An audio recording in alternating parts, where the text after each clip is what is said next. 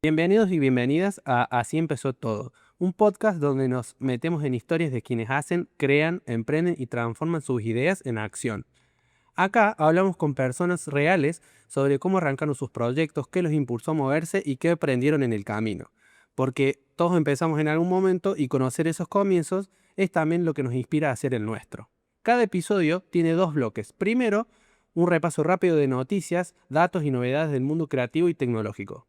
Después, en un segundo bloque, la entrevista principal donde nos sentamos a escuchar la historia contada en primera persona. Así que si te interesa la tecnología, el arte, los emprendimientos y el proceso de hacer, este es tu lugar. Antes de arrancar la entrevista, te quiero contar un par de cosas que están sucediendo y que vale la pena tenerlas en el radar. Ciencia, arte y tecnología desde el jardín. En Tucumán, Argentina, están apostando fuerte por despertar la curiosidad desde chiquitos. Arrancaron una serie de talleres para niños y niñas de nivel inicial donde se combina la ciencia, el arte y la tecnología. La propuesta incluye actividades como la robótica, la creación con materiales reciclados y mucho juego creativo. La idea es sencilla pero poderosa, que los chicos exploren, experimenten y aprendan haciendo. Una apuesta a futuro que demuestra que nunca se es demasiado temprano para descubrir lo que nos apasiona. Inteligencia artificial en el arte. ¿Enemigos o aliados? En la Universidad de Málaga, en España, se organizó un debate interesante sobre el impacto de la inteligencia artificial en las artes visuales. Profesores y especialistas discutieron sobre cómo las nuevas tecnologías están cambiando las formas en que entendemos la creatividad artística. ¿La inteligencia artificial reemplaza al artista? ¿La potencia?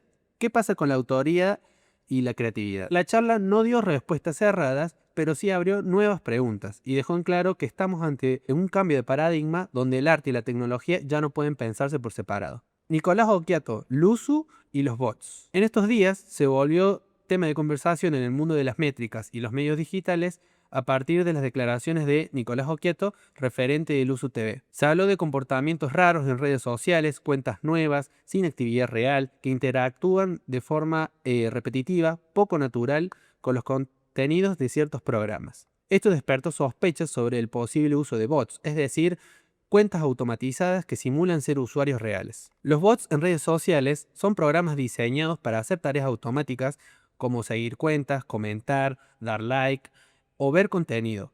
Aunque pueden ser utilizados como de forma positiva, también pueden inflar los números, generar interacciones falsas o incluso perjudicar a otros proyectos.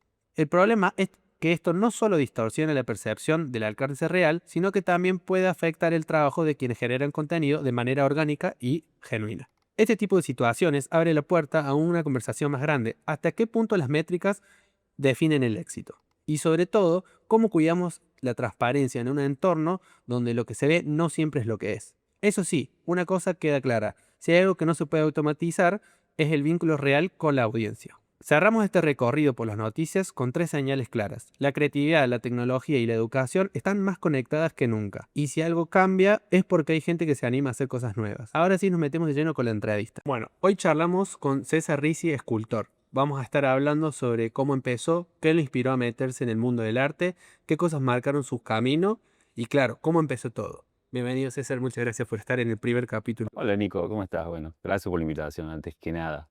Un gusto estar acá y, bueno, y poder colaborar con este nuevo inicio. Bueno, muchas gracias. César, vamos a empezar un poco las preguntas. Te quería preguntar cómo era la relación tuya con el arte cuando eras chico. ¿O qué es lo primero que a vos te llamó la atención del arte? Yo hoy, haciendo una mirada hacia atrás, yo creo que toda la vida he estado relacionado con el arte de una forma u otra. De hecho, desde muy chico, más allá de gustarme dibujar, ¿viste? Como suele pasar, de muy chico empecé a estudiar música, que me llamó mucho la atención, y yo creo que ahí, a partir de ahí ya empecé un camino en el que la misma curiosidad me fue llevando. En distintas disciplinas me he dedicado a pintar en algún momento muy autodidacta, música, he estado casi siempre con la música. Y, y bueno, y de hecho ya en el secundario fui viendo algunas materias que me interesaban un poco más hasta que terminé, bueno, estudiando arquitectura. Bien. Y ahí ese fue un poco el detonante, Ok. pero quería hacer eso. Y ahí, cuando vos ves esa escultura, vos destacas mucho, tanto ahora y en tus obras, la parte del reciclado, que para mí personalmente creo que está muy buena porque justamente además de mandar el mensaje atrás de la obra, el mensaje de lo reciclado, de lo reutilizable, me parece que está bueno. ¿Eso fue de un inicio? ¿Tu idea fue ir por ese camino o la fuiste encontrando después? Pasa que no lo pensé, ¿no? Se dio naturalmente en el hecho de decir, bueno, como te decía, yo quiero hacer esto. Listo. Entonces dije, ¿qué hago? Y busqué una máquina de soldar y empecé a soldar. Fue un poco eso porque me encantó, más allá de la obra, de la tercera dimensión, me gustó el material y me gustó la forma de trabajarlo. Entonces yo dije, me compro una máquina de soldar, veo cómo se hace y lo hago, porque no lo sabía. Em, y se dio naturalmente esto de decir, busco lo que tengo a mano, hierro, chatarra, lo que tenga a mano, para ver qué puedo hacer con eso. En ningún momento se me cruzó por la cabeza de decir, voy y me compro un pedazo de metal nuevo, una chapa, corto y hago algo. Fue eso, fue muy natural el querer buscar algo que estuviera tirado y darle la vuelta y encontrar la forma en eso. Y durante mucho tiempo, antes de crecer, digamos, como artista o de que las obras en sí crezcan, em, y yo hacía mucho eso, de buscar, de encontrar materiales y de buscarle la forma. Algo me decía el material. Entonces, era totalmente natural.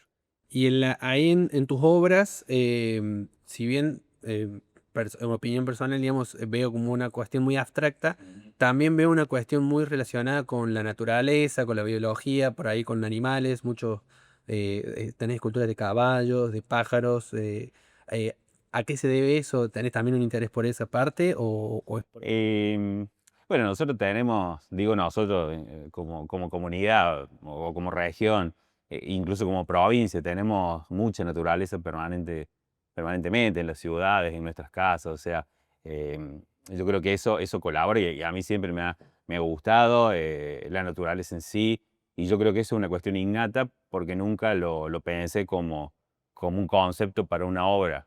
Sí, puntualmente, obviamente. En algún momento decir, che, bueno, tengo que trabajar sobre esto y el concepto tiene que ver con determinado animal o con determinada estética, pero en definitiva lo que va saliendo es todo el bagaje que tenés adentro. Em, el tema de la obra en sí también ha ido cambiando mucho. Yo creo que en el crecimiento, en el desarrollo mío como persona, como artista, en el desarrollo de la obra, en el desarrollo de la técnica, eh, se aprende muchísimo en el camino. bien? Entonces, de repente, en un principio era muy abstracto, pues yo lo que necesitaba era liberar lo que tenía adentro y la forma era abstracta.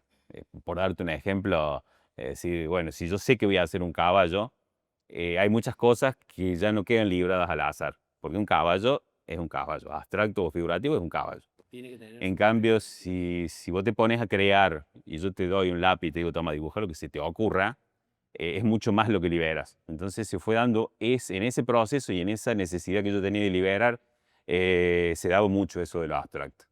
Y después, obviamente, a mí, al gustarme mucho ese estilo, cuando yo paso a trabajar un poco más lo figurativo, eso figurativo no termina siendo tal. Lo figurativo, cuando yo te digo un animal, que vos te das cuenta que es determinado animal y que muchas veces los artistas buscan que sea perfecto.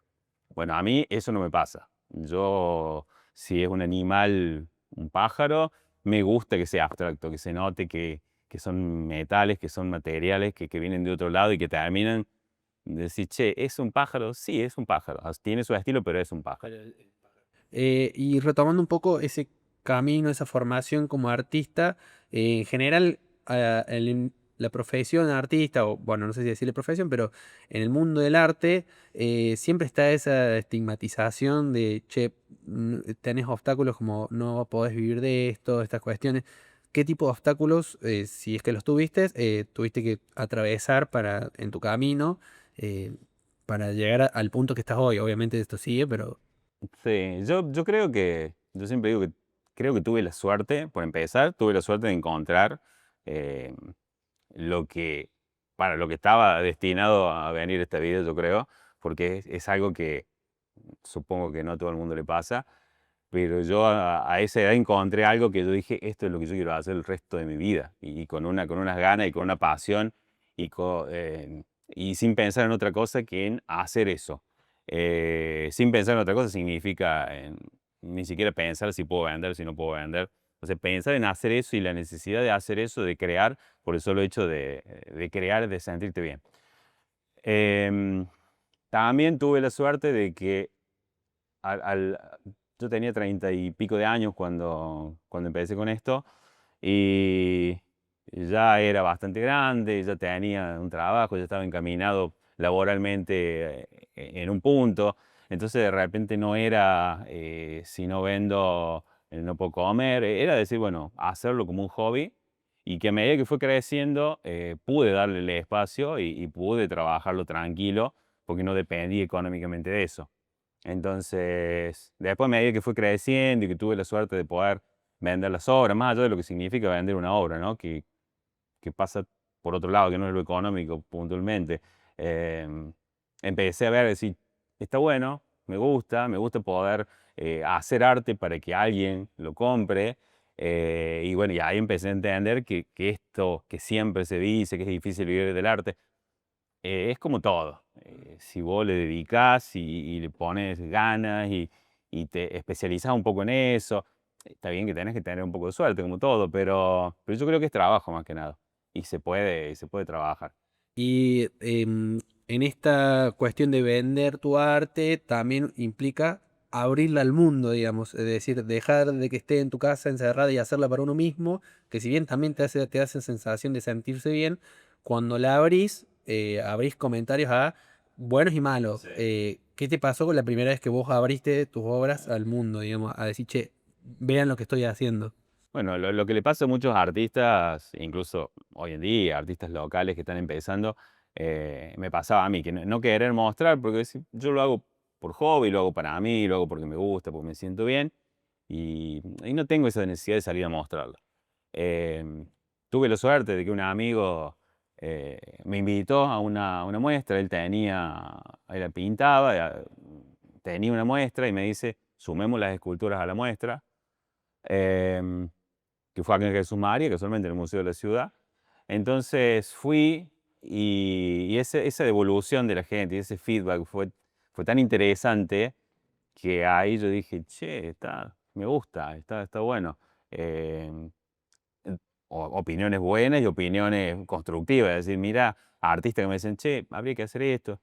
Entonces ahí entras en un camino que decís, es interesante cuando la gente lo ve, cuando la gente te da su opinión, cuando la opinión que vos tenés, que vos mismo tenés de la obra como artista, ves que es totalmente errado, por ahí vos pensás una cosa y la gente te hace ver otra.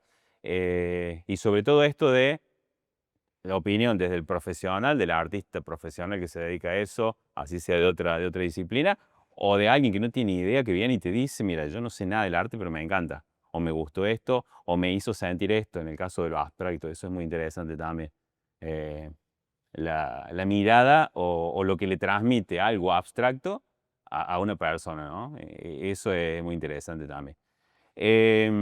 Y a partir de ahí, bueno, ya incursioné un poco más en las muestras, en exhibir, y se fue dando un poco también naturalmente el tema de la venta. Em, y ese sentir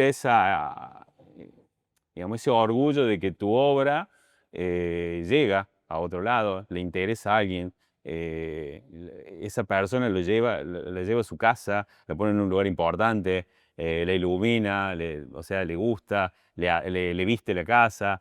Entonces, esas cosas que te van transmitiendo también hace que sea más fácil, que no es fácil, pero que sea más fácil soltar la obra. Y recién comentabas esto que vos, esta situación surgió de una prueba que vos tuviste armando en tu taller.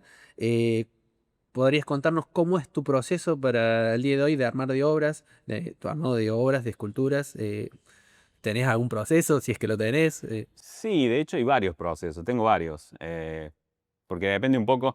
Hoy en día tengo la suerte de poder sentarme en algún momento, no literalmente, pero ponerme a hacer obra, un día que tengo las ganas y la necesidad de ponerme a hacer obra, la obra que yo quiero. tengo también otros momentos en el que de repente tengo una muestra con una temática o con una curaduría y sí trabajar para esa muestra puntualmente. Y la otra que me ha pasado de empresas o de alguien que te pide una obra puntual para determinado espacio, de determinado tamaño, como ha pasado también en Jesús María en su momento. Entonces, bueno, eso cada cosa tiene cada trabajo tiene su proceso distinto.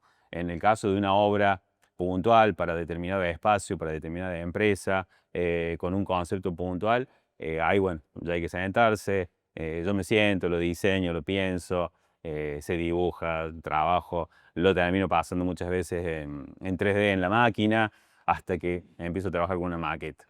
Eso es un proceso y el proceso final de armado de obra es la culminación de todo lo demás.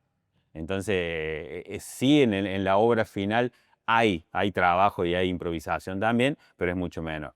En los otros casos, bueno, en el caso en el que yo me pongo en mi taller a trabajar, eh, me ha pasado incluso de decir, no sé qué quiero hacer hoy, entonces, bueno, agarro recortes de chapa que tengo y empiezo a trabajar sobre la marcha y ahí sale mucho lo abstracto esto de ver qué te surge.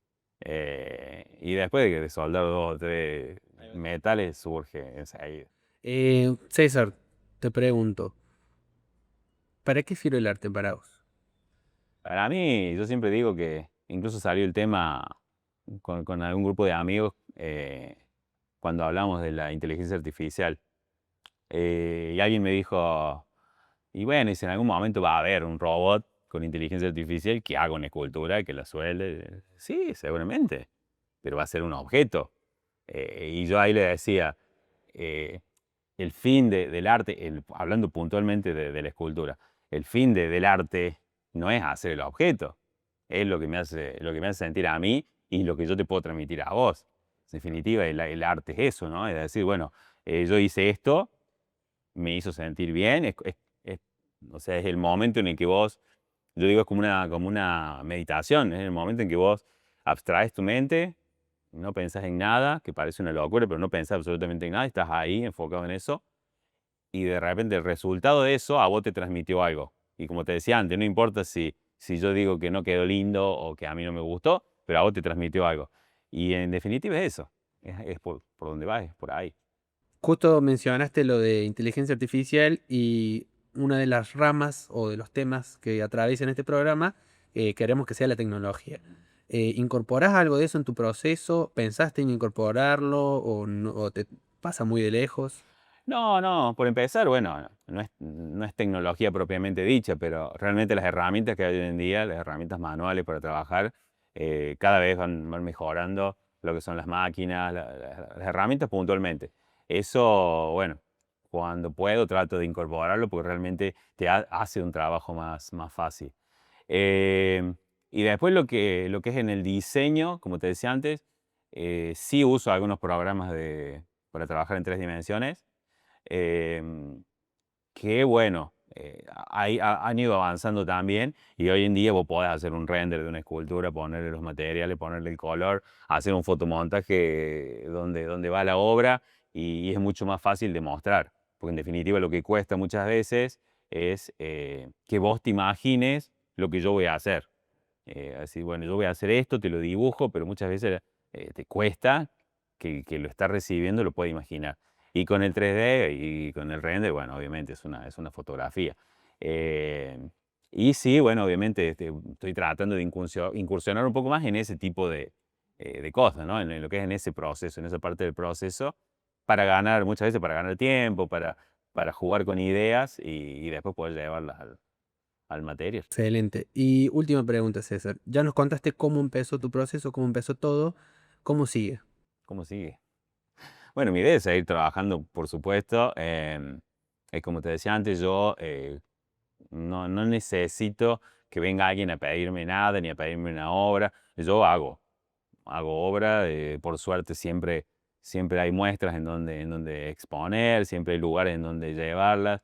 Yo hago mucha obra y planeo seguir haciéndolo. Creo que la escala va a seguir subiendo hasta donde se pueda y creo que voy a seguir haciendo obras grandes. Y, y yo me imagino, por ejemplo, en unos años pudiendo, que me parece que es lo que me gustaría, poder a lo mejor viajar por el mundo y trabajar en el mundo. O sea, no el hecho de puntualmente de vender una obra al extranjero, sino de decir, bueno, a lo mejor me voy 2 meses a determinado país, a un taller, a trabajar y a dejar obra ahí, por ejemplo. Eso me gustaría, por una cuestión de cultura, de recorrer distintas culturas y poder trabajar en otros lados. Bueno, excelente, César. Muchas gracias por venir No, a por la favor, primera emisión. gracias a ustedes. Si te gustó esta charla, te invitamos a seguirnos en nuestras redes para no perderte ningún capítulo. Y si conoces a alguien que esté interesado en esta historia, compartir este capítulo. Nos ayudó un montón a seguir contando cómo empezó todo.